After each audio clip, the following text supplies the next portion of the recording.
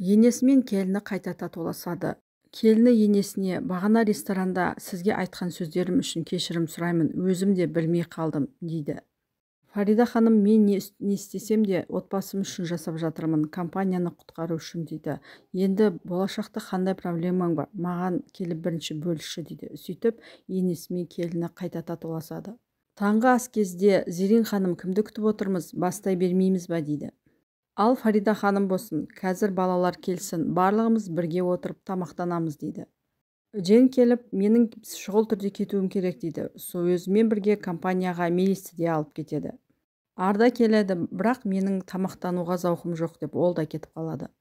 Балалардың барлығы нағашы әжелермен үстел басында бірге отырғысы келмеген еді.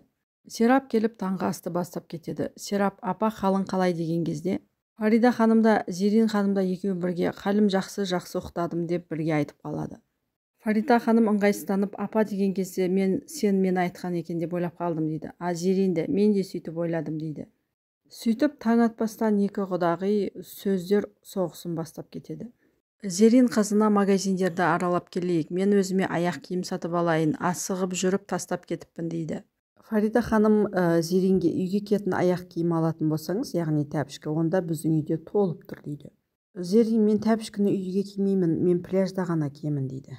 Фарида ханым: біз үйде сыртта киген аяқ киімімізбен жүрмейміз. Біріншіден гигиенаға сай емес, екіншіден үйдің құт берекесін кетіреді, дейді.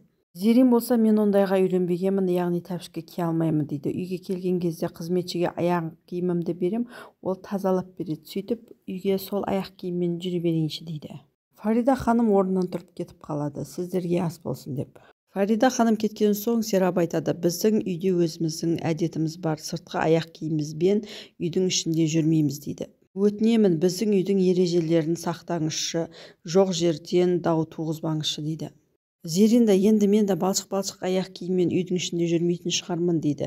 Сөйтіп менің бөлмемдегі керек емес заттарды алдырып тастаңдар, дейді. Серап: не десе, ана баланың суреті тұр, түнімен түсіме кірді, деген кезде Серап: әйтеуір сіз де бір тырнақтың астына кіріздейсіз да отырасыз, дейді.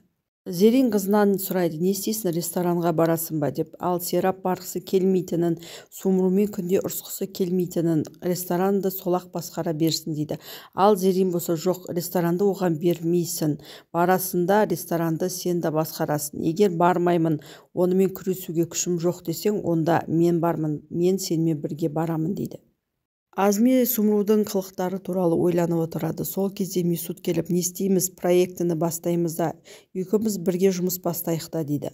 Ал Азми болса ешқандай жұмыс жасағысы келмейтінін, ешқандай проектпен айналысқысы да келмейтінін айтады. Месут айтады: Азми, сен сол проектіні сыздыр дедің, мен сыздырдым, қаншама ақшам кетті, енді сен жұмыс істегің келмейтінін айтып отырсың. Егер менімен жұмыс істегің келмесе, онда Сумруға барлық шындықты айтып беремін, дейді. Азми жынданып кетеді: сен мен туралы шындықты біледі екенсің, онда менің не істей алатынымды білесің, дейді. Мына жерден көзіңді құрт, дейді. Сумру ресторанға келеді, барлық жерді аралап қарап шығады. Сөйтіп Сераптың орнына отырып, оның визиткаларын жыртып қоқысқа лақтырып жібереді. Азми: мен жұмыстан шығамын деп Фарида ханымға өтінішін әкеп береді. Өз сөзімде тұра алмадым, дейді. Фарида ханым Азмиге: сен өз сөзіңде тұрдың, Сумру акциялардың барлығын қайтарып берді, дейді. Ал ресторанға келер болсақ, мені оған өзім бердім, дейді. Сумру сияқты көрсе құмар ашкөз адамдардың қандай екенін білемін. Олардың қармақтарына бір түссең құтылу қиын, дейді. Сенің өтінішіңді қабыл алмаймын, бар да жұмысыңды жалғастыр, дейді Азмиге.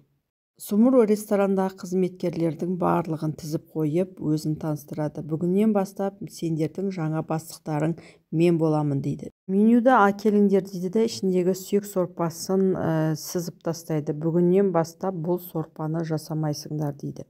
Ферхат-шеф: Фарида ханымның ресторанының бұл ең басты сорпасы, оны алып тастауға болмайды, дейді. Сумру: бастық, бұл жерде мен шешемін, егер ұнамаса, онда кете бер жұмыстан, сені ешкім ұстап тұрған жоқ, дейді.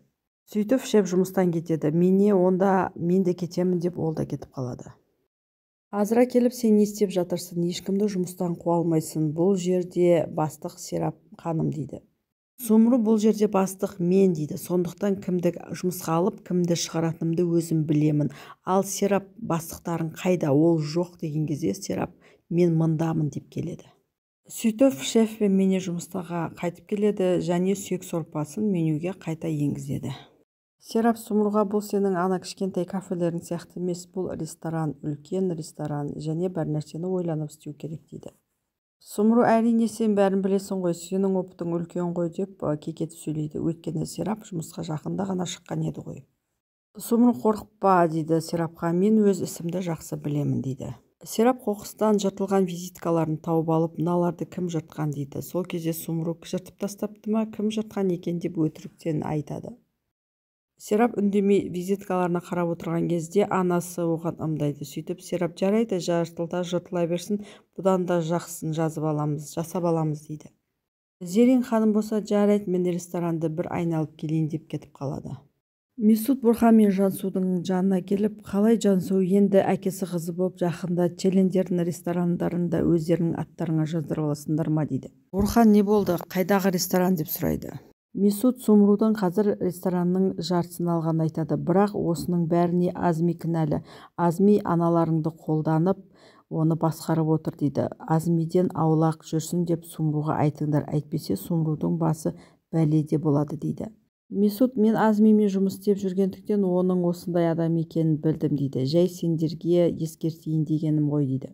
Сумру әдейі Серапқа тиіседі. кеше анаң сені ұрған кезде саған қатты жаным ашып кетті ғой дейді.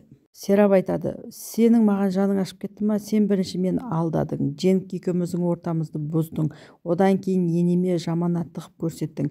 Енді сенің маған қайдан ғана жаның аши қалды дейді. Сумру болса: мен саған жаным ашығандықтан осыларды жасадым. Сен айта алмай жүрген кезде мен Дженкке барып шындықты айттым дейді. Мен акцияларды қайтарып бердім дейді. Серап айтады: сені ұрғаным жақсы болған екен, ты это заслужила дейді. Сумру да қарап қалмай: зато мама тебя поставила на место деп айтады. Джен компанияда жиналыс жасайды. Енді менің рұқсатымсыз бұл компанияда құс та ұшпайтын болады дейді. Сөйтіп, бүгіннен бастап адвокаттардың бастығы ретінде Қадыр жұмыс істейтін болады деп оны таныстырады. Фарида ханымның адвокатынан басқа адвокаттар жұмыстан шыға берсін, өйткені соңғы болған жайттардан менің хабарым болмады дейді. Олар менен шындықты жасырып, менің сыртымнан іс жүргізді дейді. Мелисті таныстырады. Қарындасым Мелис компанияда бүгіннен бастап практика жүргізеді және Қадыр адвокаттың жанында көмекші ретінде жүреді дейді. Селин ханым Азраның жанына келіп: інің қайда, әке-шешең қайда деп ыңғайсыз сұрақтарды қоя бастайды. Азра жауап бергісі келмесе де амалсыздан жауап бере бастайды. Оны көріп тұрған Ферхат шеф болса Азраны құтқарып: Азра, жұмысымыз көп, тезірек әңгімені доғар дейді. Сөйтіп Селин ханым амалсыздан асханадан шығып кетеді.